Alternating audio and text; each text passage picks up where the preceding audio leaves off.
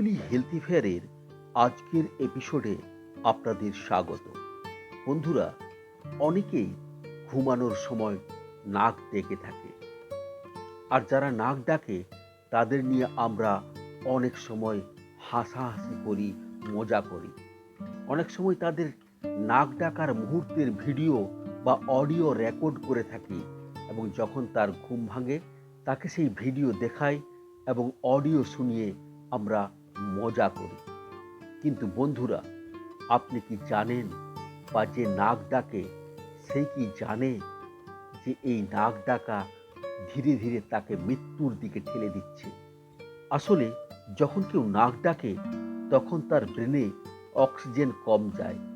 এবার ব্রেনে অক্সিজেন কম গেলে ব্রেনের সার্কুলেশন কমে যায়, কিন্তু বডি চেষ্টা করবে যে ব্রেনে ঠিকমতো অক্সিজেন যাতে পৌঁছায়। এটা অটো রেগুলেশনের মাধ্যমে হয়। তখন অটোমেটিক্যালি তাদের ব্লাড প্রেশার বেড়ে যায়। ব্লাড প্রেশারকে বাড়িয়ে শরীর চেষ্টা করে যাতে ব্রেনে নর্মাল রক্ত চলাচল হয়।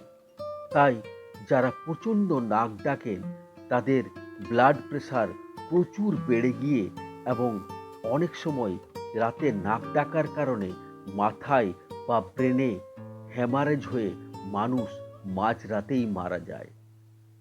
তাই নাক ডাকাকে মজার ছলে দেখবেন না বা অবহেলা করবেন না। বুঝতে হবে যে এটা শারীরিক প্রবলেম, এটা একটা রোগ, এটা অবস্ট্রাকটিভ স্লিপ অ্যাপেমিয়া। ব্রেনে অক্সিজেন কম গেলে সকালে মানুষ ঝিমোবে। তাই যদি কারোর এই সমস্যা থাকে তাদের ইএনটি ডাক্তারের সাথে পরামর্শ করা উচিত। সিপ্যাপ মেশিন বা কন্টিনিউয়াস পজিটিভ এয়ারওয়ে প্রেসার, এই মেশিনটির ব্যবহার করবেন ডাক্তারের পরামর্শে, যাতে ব্রেনে ঠিকমতো অক্সিজেন পৌঁছায়।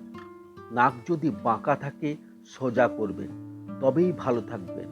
অর্থাৎ সারাংশ হলো, নাক ডাকা কোনো মজার জিনিস নয়, এটা একটা রোগ।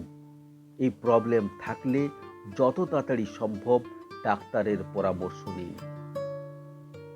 তো বন্ধুরা, এ ছিল ছোট্ট কিন্তু গুরুত্বপূর্ণ ইনফরমেশন।